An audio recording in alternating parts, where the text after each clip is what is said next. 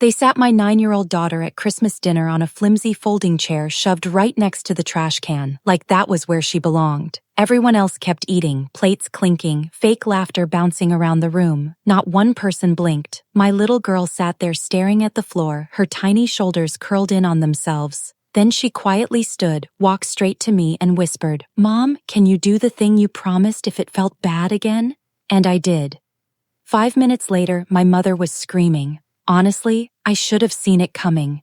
My family had been cutting us down for years. The jokes about my daughter's clothes, the snide looks when she laughed too loud or spoke too freely, the careful little ways they pushed her out, always just subtle enough to deny it was cruelty. They assumed I'd keep pretending, like always, that family meant love instead of control. But I noticed. I remembered every slight, every smirk, and I waited.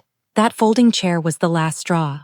I watched her poke at her peas, ignored and embarrassed, while her cousins sat under the warm chandelier glow, laughing like they belonged. The message couldn't have been clearer. She wasn't one of them. She looked at me with eyes way too grown up for 9.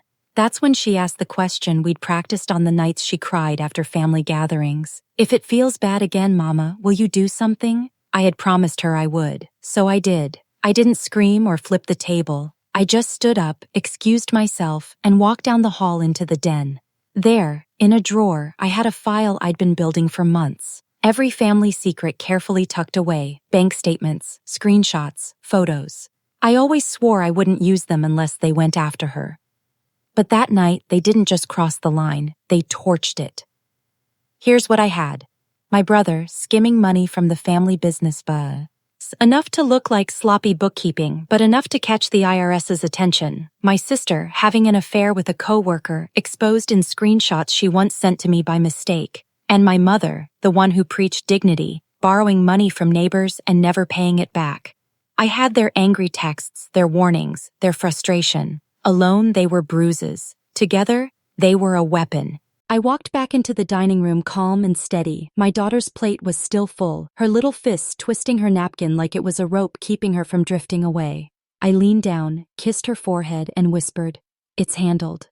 Then I pulled out my phone, one group text, every piece of proof attached, and I didn't send it to strangers. I sent it to the people who mattered most to them. My brother's boss, my sister's husband, every neighbor on my mother's street. The room started buzzing as the first phones lit up. Then the screaming began. My brother's face went pale when his boss's number flashed on his screen. My sister dropped her fork when her husband stormed in, waving his phone, demanding answers. And my mother, her scream ripped through the room as neighbor after neighbor replied, furious, confirming what I'd just revealed. Everything unraveled in seconds. Voices rose, accusations flew, and they scrambled to cover their tracks. I just sat there calmly, feeding my daughter spoonfuls of mashed potatoes while chaos swirled around us.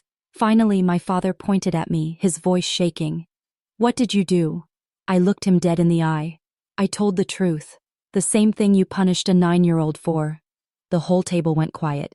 No one had a word to say. I turned to my daughter. "Ready to go, sweetheart?" She nodded, relief washing over her face for the first time that night. We stood and we walked out. No one dared to stop us. The fallout was instant. My brother's accounts froze under investigation. My sister's marriage crumbled under betrayal. My mother's carefully polished reputation shattered as neighbors demanded repayment.